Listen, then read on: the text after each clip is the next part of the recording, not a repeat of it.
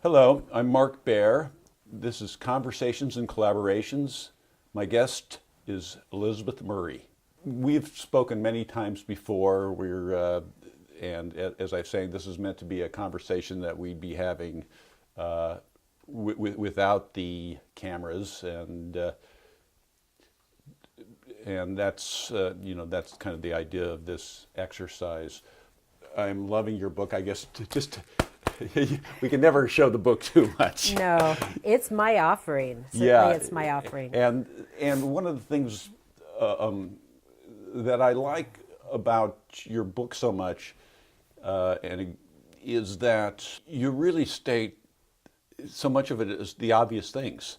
You've really made a commitment to a sort of a simplicity, friendship, love, showing up, the creative act, but all with a intense mindfulness. Yes. And simplicity is one of the great goals of art. It's one of the great goals of spirituality.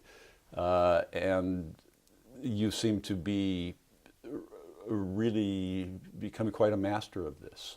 I was raised to really embrace beauty, embrace diversity, embrace spirituality in all things, from the earth to different people. So I always have a curiosity.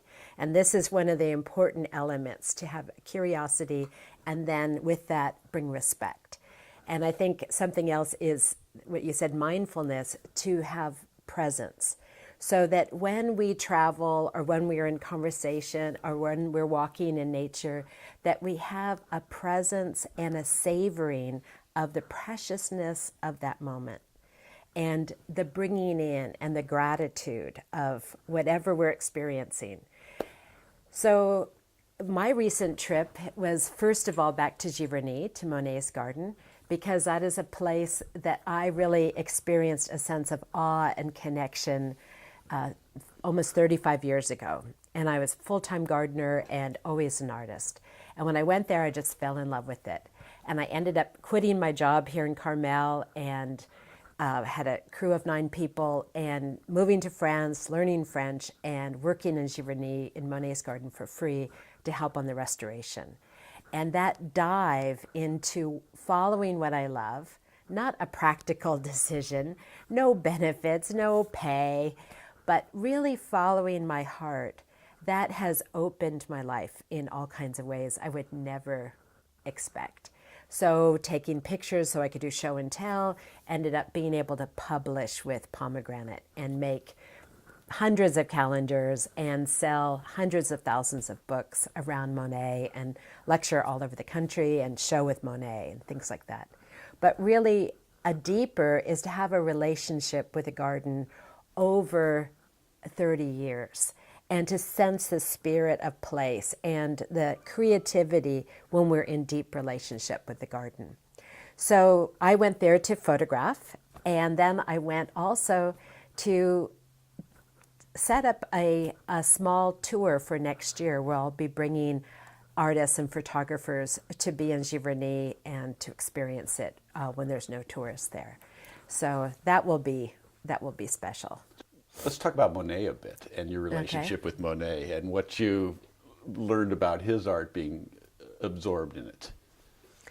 Well, I have always, like many Americans, I've always loved Monet. Yeah. But really what I love the most is when he decided to, of course he was a painter of light, but then he made his amazing garden. And there was a period of time politically when he decided, he disagreed with the government, and he decided, I'm just going to paint in my garden. And that became his sacred act and his big commitment, and painting the light and becoming really intimate with place. And I love that I found, and I believe this, that he became a pantheistic priest. He knew the light, he was painting it, he was in relationship with the beauty and the ever-changing nuance of his garden. And those paintings, like the water lilies, when we get to see them, most of us feel a sense of sacredness or awe or calm or meditation. And that was because he was deeply connected to that place and playing with the light and knowing his place. So that is something I highly admire. And during the war, when World War I, when people were all leaving and the village was getting emptied, he was an old man, and he said, you know, my vision is to let my countrymen feel the calmness and the beauty of this garden. And I'm going to do it in paint. And I'm going to make these rooms that are round so that people can come in and their nerves will be calmed. So he created those rooms that are at the Orangerie, and some of us have seen some of the other extra paintings he made that give you a sense of place where you're surrounded with the light. And that was done through paint. It was the first time anyone had made these encompassing rooms and no horizon line. So you were floating in space, and you have a transcendent experience through art and through deep commitment on his part. While he was in his 80s, experiencing health problems, eye problems, and yet had this warrior's commitment to place and to giving a bouquet to France to help his countrymen after the war. So that's the thing I love and admire about Monet the most. And he worked all the way to the end, which I love. He grew all the way to the end. And for me, what I found fascinating is his travel from reflection to submersion and abstraction. You know, and that came later as he just became part of the, you know, in other words, he at one point, my feeling is that he was painting it, and at some point he became part of it. Absolutely. And that's real magic. It's the alchemy. That's real alchemy. That's the alchemy. And when we can be completely a part of place and express through our heart with skill, then we create something more than. And those works have a vibration because that artist was resonating with the vibration of the place. And we can feel that when we see, when we sense those kind of art. You know, it's really, and I think that art becomes healing art. And it has a longevity and a gift to it that is really different than ego art or other kinds of art. Here we are in again in a particularly beautiful part of the world, a beautiful place, and it's a place that of the people we know, of the creative community that we know, there is a commonality because we live in a common nature that still looks very much like it did 100 years ago, and that's so we have a lineage to the artistic history here, because again, people 100 years ago were seeing much the same, inspired by much the same that we have today, which is fairly, you know, in our postmodern world, it's fairly unusual. And there's this sense of animism around us. Now, I don't know if that's a projection. I don't know if it's a sensitivity to a reality. It's like one of those things. To me, it doesn't matter. You know, if I see God, it doesn't matter if God's real or not real. It matters that I'm imagining this other thing. This, I think, is really important, Mark. I think this is highly important. And this is why I do art. And this is why I teach. This is why I write. This is why I paint. This is, you've hit, for me, the most important, to sense that, we could call it animism, to sense the animation, the spirit in all nature, in all things. And then our vibration, our connection, and then our respect, and then our care for. And I talk about, you know, I really feel that when you really are present with this kind of natural beauty, you fall in love with it. And then what you love, you protect, you take care of.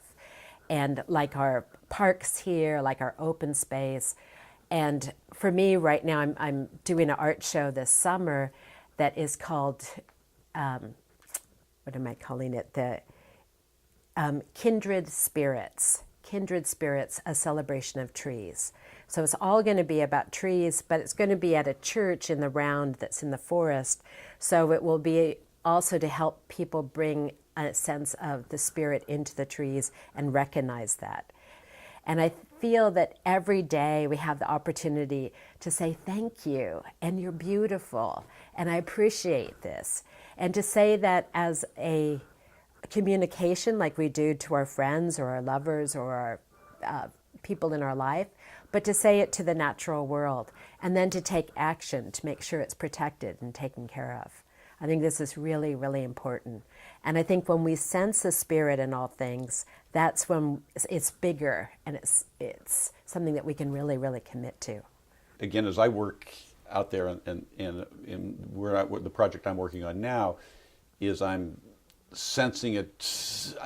I'm sensing the animistic qualities in the characters I'm creating, and I'm creating an environment out of what's around me, and the more I pay attention, the more it reveals itself to me, and what it tells me is it's always there if I look. That's right. The faces in the rocks, the faces in the trees, Yeah. The pattern and design. Well, it's there. Absolutely. Absolutely. And just waiting to be unlocked and played with, and it's really remarkable. But the other thing in my creative process is this sense of these archetypal memories, feeling that we know something from a long past. Yes. That's not necessarily our past, and trying to get into that deeper, farther place. And I just wondered, and I know that you tap into some of that as well. Well, sometimes we can do it through our dreams. Yes. Sometimes one thing about the animation or of this place is all the Native Americans who lived here. And that vibration, whether it's painful or it's joyous, it is part of our environment, and it's part of our informing. And this is really important to honor, I think. For me, working with the Native people, the indigenous people of the rainforest and of Ecuador in the Amazon rainforest, they are a dream culture, and their dreams inform them, and then they have these big dreams. And I was able to participate in many of those ceremonies. And so that medicine you bring home with you, and you get to experience that connection to all of nature, and you get to be more intuited when you get information coming through. And that's fascinating. That's very, talking about the animated world. I'm with Elizabeth Murray. This is Mark Baer. This is Conversations and Collaborations. We'll be right back. You are watching Conversations and Collaborations. For all episodes, go to markdavidbaer.com. Hello, I'm Mark Baer. You're watching Conversations and Collaborations. I'm with Elizabeth Murray. So let's go to Normandy. Okay.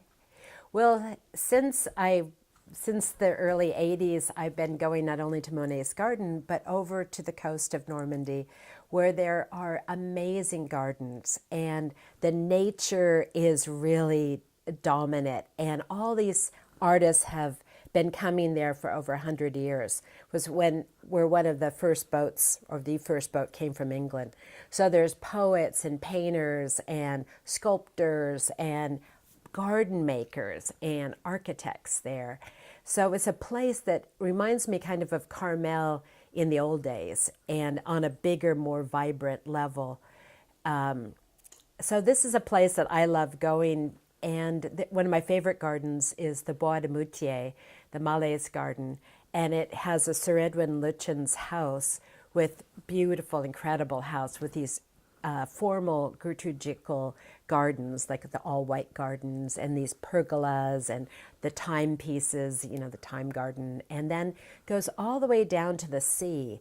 And the forest and the rhododendrons that are 2 stories high because they're over 100 years old, they were all planted to be a pattern of ecclesiastic embroideries and tapestries. So there's all this inspiration, and Monet painted there many times, and the whole family is creative, and I've been able to live there and garden there, and it's a place when I return, I am so happy. And some of the plants are so huge that a person is very small in this garden. So how do places hold creativity in themselves, and how do they really inspire creativity, and how do communities stay vibrant by being close to their nature and really supporting artists? And I think these are important questions. And that animism, that sense of place, that spirit of place that really holds a vibration. It's not killed because of too many people or lots of parking lots or drive-bys. There is people in relationship to the land.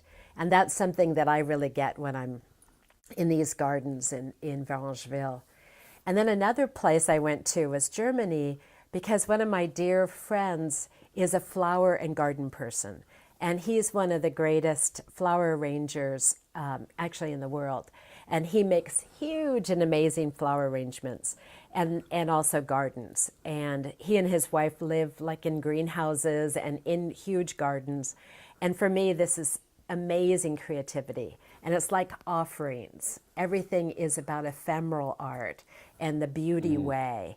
And so for me, when I go there, I've helped to make all kinds of arrangements, and it's like making sculpture and sense of place all with flowers. So you have a real balance between creating art meant to last and art that's ephemeral. That's right. And that's an interesting, and I think it's important to do the ephemeral. Yes. That's yes. interesting. It's important to create things that are not meant forever, that are things that are meant for the moment. That's right. That's interesting. Yeah, Andy Goldworthy is one of our great examples. And he does both. Yeah, and then and he's learned how to do this. Isn't he gorgeous? Oh, he's wonderful. He's just gorgeous. He's wonderful. And I would sure love to, in my own art, to make people feel the way that he feels in such a sometimes so simple of a way. Yeah, simple and profound. And again, also to create something that people, to actually exist in an art world, to where he has also a way to make a living, a commercial product, something that people can have ownership to connect with this other thing. So I think that's also interesting, that he's managed to live in, he's like a high priest that manages also to live at in the gallery. Well, I like your idea of the high priest. That's like Monet and me at my best, I would hope, to bring the nature, because Andy Goldworthy's work, or my friend Thomas Groner's work, is using all natural elements. But when you bring natural elements into a gallery setting and you let people experience the natural world in a new way, it becomes art. And they see for the first time, perhaps, sticks or leaves and colors. And then all of a sudden they get to awe and wonder, and then they get to appreciate. But it's really him bringing what exists in the natural world right into the indoors. We've touched on living in place, living with spirits, living with dreams, living with nature. But let's talk about a sense of the sacred and the ceremonial, which is a key part of what you do. Mm-hmm. Well, to speak about the sacred and the ceremonial is really dear to me. And I think it's part of the hunger that many of us have of disconnect and deep-rooted meaning. And I think that when we create a ritual that has deep meaning, and that connects us to the natural world, connects us to our spirit and the spirit in all things, then we can blossom, we can connect.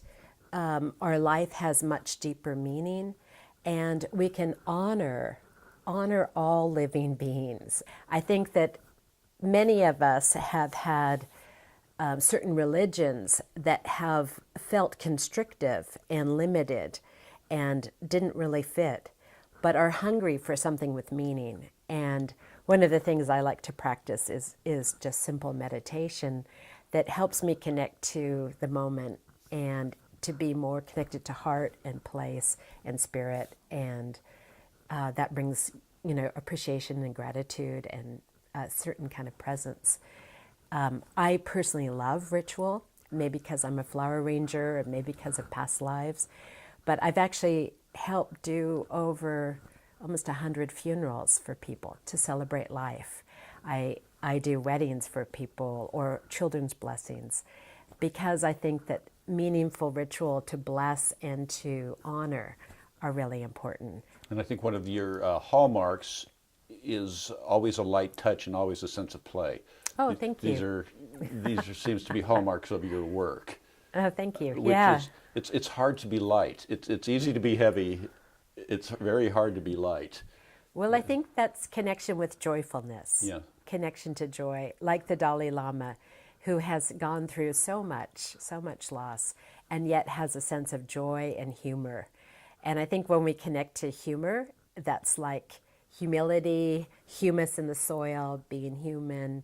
It helps us with our flexibility. One of my questions now for where I am at this moment is, how do I transcend myself? And how do we transcend ourselves?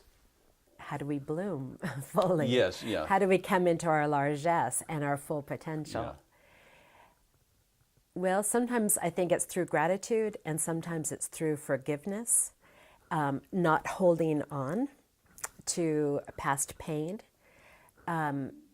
to be connected to something greater than ourselves, whether it's a belief in the animism that we were speaking of, the spirit in all things, or whether it's a connection to a mystery or a higher being, the devotion to one another and to the natural world. So I guess, is that the same answer of the role of the artist?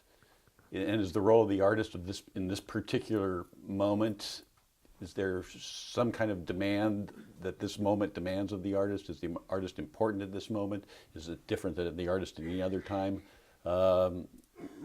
Where are we as artists at this moment? Well, I think it's probably different for different artists, but for myself, Yeah. what I would like to see or encourage is the artist to be the alchemist, the high priestess, the artist to be the visionary. I feel like us artists are visionaries, and that we have to have the courage, the heart connection, to help others connect to something greater, to something maybe they couldn't imagine. Maybe it's through playfulness and humor. Maybe it's through something very powerful and strong. Maybe it's through ritual and dance and music, and there's different ways that we can connect.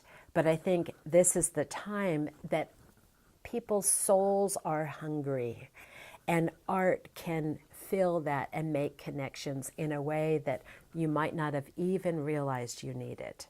And I appreciate you, Mark, to appreciate artists. I think this is really, really important.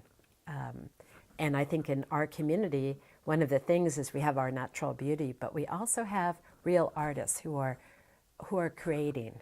And that takes courage, especially if you're doing it in an authentic way, that you're always like trying and making connections. Well, I like authenticity, the prophet and the dream. So where do we? When I say that, what do you see? Because you're dream informed. You're trying to get a true message, not a reverberation off of your television set. Right.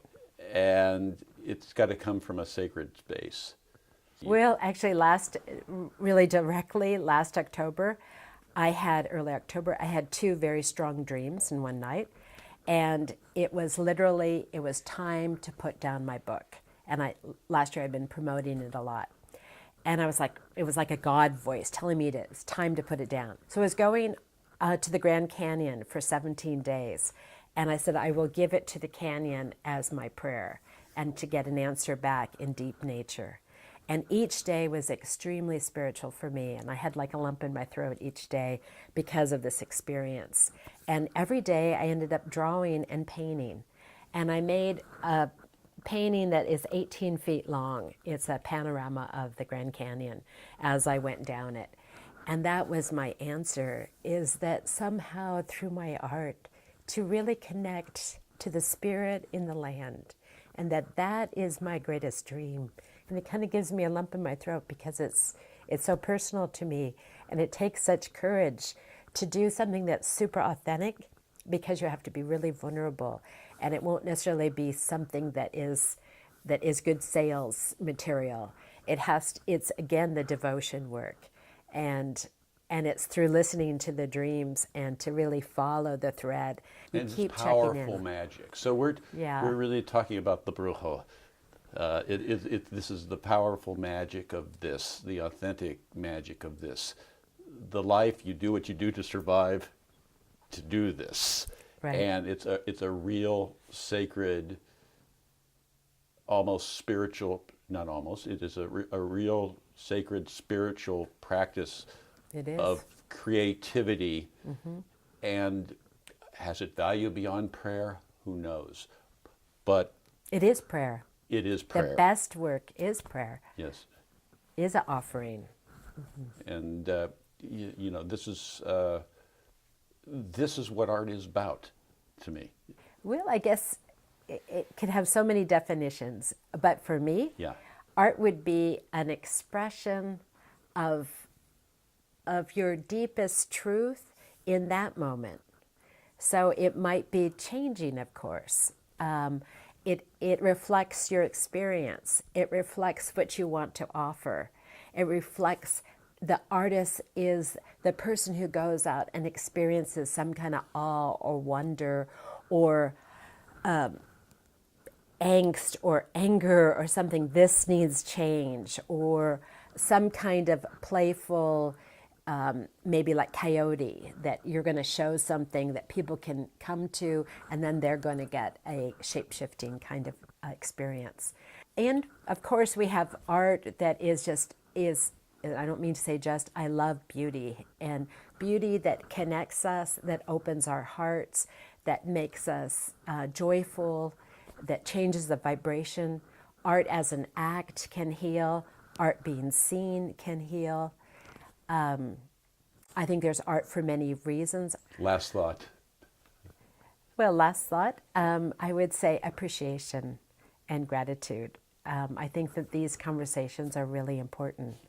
I think speaking about spirit, when we think about nature and we think about the creative act, and how do we inform, inspire, and weave it back into our community. I'm Mark Baer. You're watching Conversations and Collaborations. My guest, Elizabeth Murray. Thank you. I hope you've enjoyed this episode of Conversations and Collaborations. For all episodes, go to markdavidbaer.com. See it now. Don't wait.